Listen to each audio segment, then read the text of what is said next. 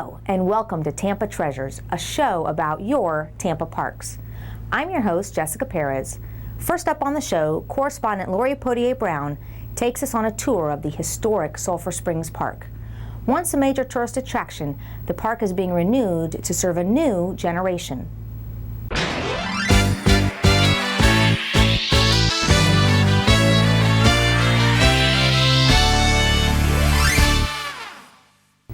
The history of Florida begins with coral reefs growing for millions of years in a warm, shallow sea. When the sea finally receded, the coral became limestone, and the limestone became land, and the land was eventually named La Florida. The land of Florida existed for millions of years before humans arrived about 10,000 years ago. The land was full of animals, birds, and reptiles, large and small. Early settlers and later construction crews often found bones of prehistoric animals in the rivers, springs, and swamps. Still, the land was barely land. Florida is a thin layer of dirt, sand, and plants, resting on a foundation of limestone. The limestone is full of caverns, and the caverns are full of water, the Floridan aquifer. Occasionally, one of the caverns breaks through to the surface and the water in it flows out. We call the location where the water comes up a spring. Florida has thousands of springs, some big, some small. The largest one in the city of Tampa is called Sulphur Springs. Sulphur Springs is nestled along the north bank of the Hillsborough River between Nebraska Avenue and I-275. The human story of Sulphur Springs begins with the Native Americans who lived along the river and bay. They hunted the animals. They came to drink from the river, and they bathed in the natural mineral spring waters. Even then, the springs were believed to have healing qualities due to the sulfur-tinged waters and mud. The two tribes of Indians who settled the Tampa Bay area were the Calusas and the Timucuans. The tribes were competitors, and the river was at times their territorial dividing line. The first Europeans to visit Sulphur Springs were the Spanish. In the 1500s, conquistadors such as Narvaez, de Soto, and de Aviles paddled past the springs, going upriver in their quest for gold. They came back battered, exhausted, and empty-handed. Not much happened for the next 300 years. Tampa was just an outpost, and Sulphur Springs was wilderness at the end of a rough dirt wagon road. Tampa did begin to develop after the Civil War. The growing population needed something to do for family fun. Sulphur Springs was it. It became the destination for picnics and camping. It became so popular that it had the West Coast's first mass transit. By 1875, the small steamship Gopher began making day trips from downtown Tampa to the springs. The dirt road was improved, and in 1889, Tampa City Commissioners contracted for a wood and steel bridge across the river. It was on Old Nebraska Avenue, now known as Van Dyke Place, just east of the current bridge. Completed in 1891, the bridge lasted 70 years. The bridge was so narrow that traffic had to stop to allow vehicles coming from the other direction a chance to cross over. Eventually, both a steel bridge for trolleys and a concrete road bridge were built alongside one another at the now current path of Nebraska Avenue. Shortly before the turn of the 20th century, Dr. John Mills purchased property around Sulphur Springs. Keeping the land in a quasi-natural state, Dr. Mills developed the first wilderness resort park in Tampa. By 1900, he had constructed bathhouses, a swimming pool, shallow bathing pools, a restaurant, and a dock. He also developed his property surrounding the wilderness park, filing a map of the subdivision at Sulphur Springs Park in 1903. Urbanites from downtown Tampa traveled to the park to enjoy the healthfulness of nature. It was a vacation destination the way Busch Gardens is today. The popularity of the resort continued to increase, and in 1908, the Tampa streetcar line was built by the Tampa and Sulphur Springs Traction Company, providing trolley service from downtown to the small resort. A 1911 brochure boasted the springs water as, quote, beneficial in cases of chronic constipation, intestinal autointoxication, and most kidney diseases where there is a need of a cathartic and diuretic in combinations, end quote. Apparently there was a need. The visitors flocked to the resort. In 1906, Josiah Richardson, a 25-year-old visitor from Kentucky, saw the potential in the wilderness park. He borrowed $10,000 and purchased 100 acres from Dr. Mills. His 100 acres were bounded by Waters Avenue to the north, the Hillsborough River to the south, Nebraska Avenue to the east, and Florida Avenue to the west. From a rustic swimming pool with a few wooden bathhouses, Richardson envisioned a recreational resort built around healthful, healing waters. By 1920, Richardson had transformed the park into a spa and amusement park for tourists and Tampans alike. He called his new park Sulphur Springs Park. He built walkways, pools, elaborate bathhouses, 3 restaurants, a sanitarium, a dance pavilion, docks, a Ferris wheel, and a shed for the streetcar. Park amusement features included a high dive platform where a girl on a white horse leapt into the swimming pool 3 times a day, plus a water slide, toboggan slide, beaches, and an alligator farm. There were open-air brass band concerts every weekend. Visitors could take alligator rides on a gator mobile, fish, picnic, swim, slide, or simply heal in the bubbling artesian spring waters. During the 20s, the springs were used to make some of America's first feature movies. It was perfect for tropical and African sets. One even cast the springs as the Garden of Eden. Mr. Richardson built tourist cottages, which were later converted to year-round homes. In 1923, Tampa extended its city limits to include Sulphur Springs. Among the many visitors that Richardson catered to were the tin can tourists, who traveled in their cars, which had been modified for sleeping quarters. They called us tin can tourists because of our metal cars and the fact that canned food was frequently on our menus. These original tin can tourists of the 1920s were the early pioneers of camper travel. Each car carried a large assortment of canned goods. By the time they left the north for Tampa, they had stashed cans of food under the seats, in sacks on the top, tucked behind cushions, and stacked on the floor. Richardson was a planning and architectural visionary. By 1927, he had built a Mediterranean-styled, 2-story concrete hotel and arcade with massive arches spanning the front of the building along Nebraska Avenue. He named it the Sulphur Springs Hotel and Arcade. He pioneered terrazzo flooring for the sidewalk and hired an artist from Europe to decorate the interior. The second floor offered 39 rooms, 14 apartments, and office space, while the first floor provided shopping. Ripley's Believe It or Not noted that the building was a complete town under one roof. It was Florida's first shopping mall.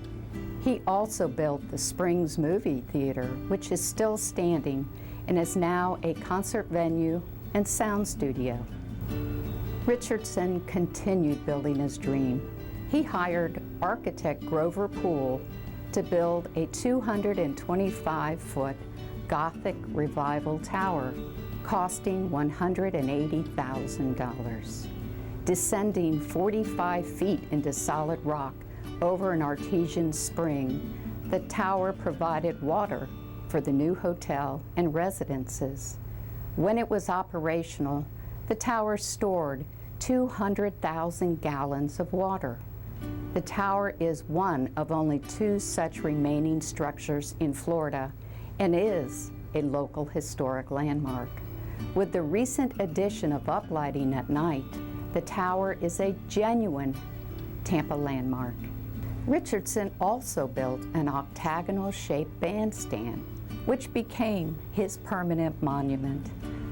With a small spring bubbling up inside, the 2-story gazebo has a domed ceiling, stately columns, and carved maidens.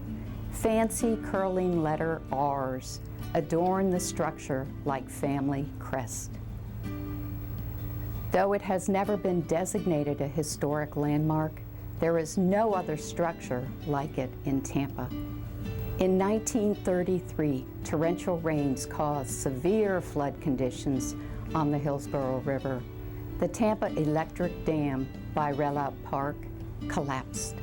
The rush of water downstream collapsed bridges and flooded homes and businesses along its shores. The Great Depression had already slowed development and tourism. The Great Flood of 1933 ruined what was left. The Sulphur Springs Bank failed. Richardson went broke and sold his holdings in 1934. As it fell into decline, Sulphur Springs Park was forgotten by almost everyone except those who lived close by. The only features remaining were the tower, gazebo, and the spring-fed pool.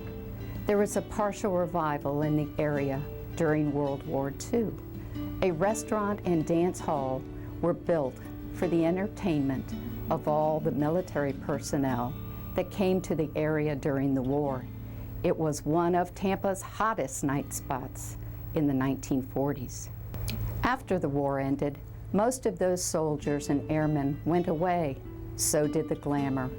The melodies of big band dance music were replaced by the grunts of professional wrestling.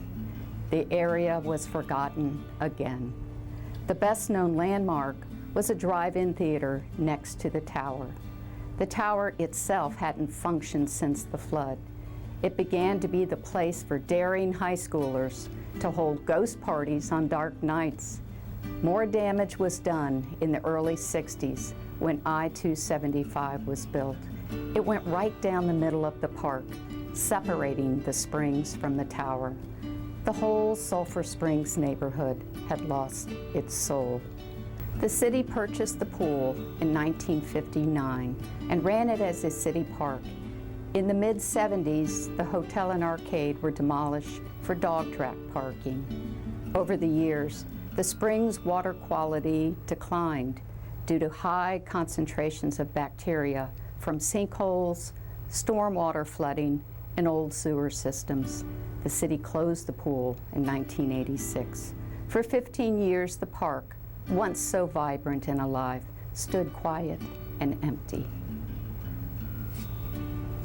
In recent years, though, residents, volunteers, and the city have come together to try to restore the surrounding community and the park.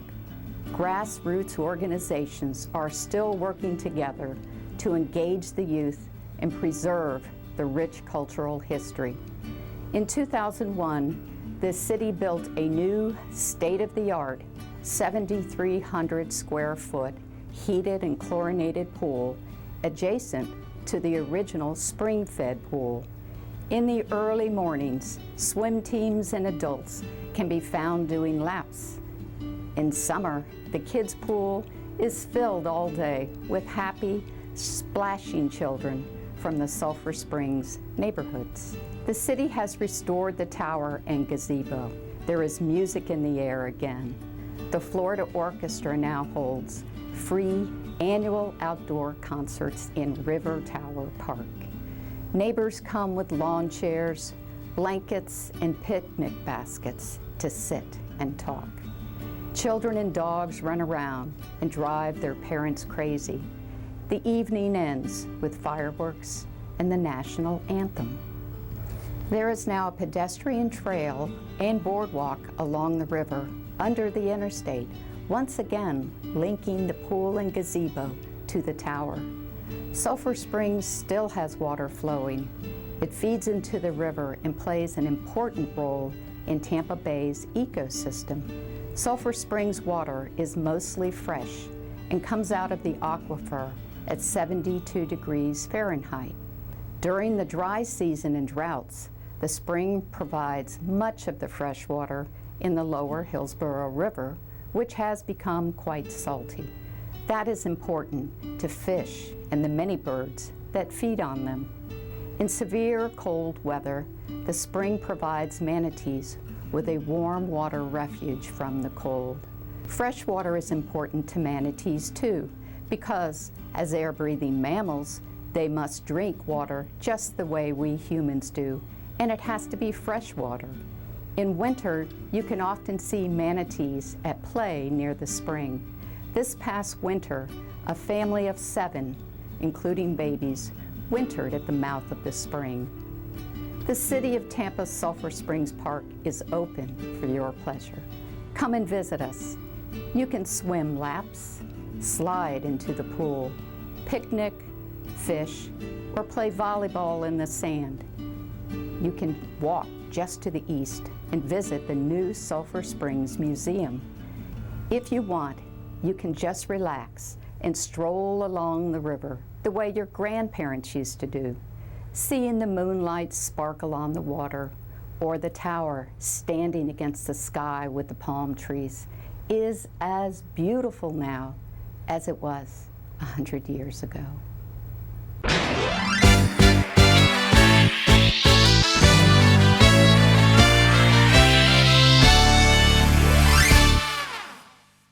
The Tampa Bay Senior Games is held in partnership with Tampa Parks and Recreation, Temple Terrace Leisure Services, Hillsborough County Family and Aging Services, and the Hillsborough County Parks, Recreation, and Conservation Departments. If you are 50 and over and love the thrill of competition, the 33rd Annual Tampa Bay Senior Games is the right place for you to run, swim, golf, shoot hoops, and so much more. This 2-week competition runs from October 7th through October 18th and features 37 events that take place at various sites throughout Hillsborough County. Participants competing in basketball free throw shooting, billiards, bowling, golf, pickleball, powerlifting, track and field, table tennis, and tennis also have the opportunity to qualify and advance to the state competition. The cost is $20 per participant, but additional fees may apply to some events. Registration has begun online and will continue through September 25th. For information and registration, please check out our website at tampagov.net/parks. Wow, some of those seniors could give me a run for my money. Next up, correspondent Catherine Walker Herbert fills us in on the latest arts programs offered this fall.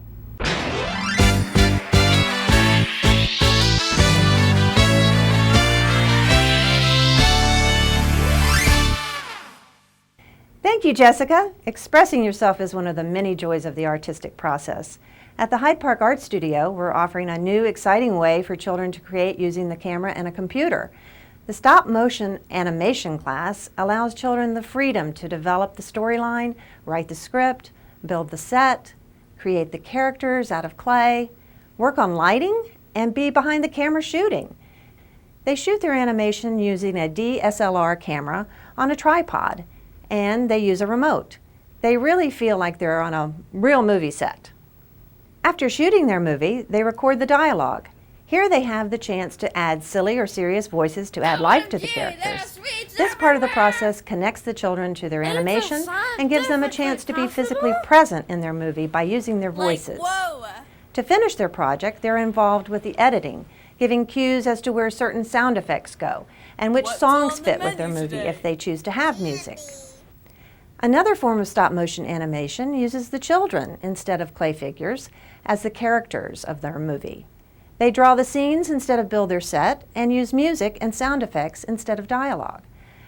They work in front of a whiteboard or a paper to draw their scenes. As in the claymation process, the camera is taking over 1,000 shots per movie to capture the movements. Children love combining two new tools they have grown up with, the camera and the computer, to make art. They get to develop their artistic skills by using basic art supplies such as clay, markers, and repurposed items, as well as learn how to collaborate with others to make decisions about their films. Our kids have moved well beyond the norm of making art with wiggly eyes and pom-poms. They leave class with a DVD instead of a painting and can share their work with friends, family, and YouTube if they choose. This class will run this fall and winter at the Hyde Park Art Studio, 702 South Albany. For more information and to view all our classes at the Art Studios, please check out our website, tampagov.net/parksandrec, or call the Hyde Park Art Studio at 259-1687.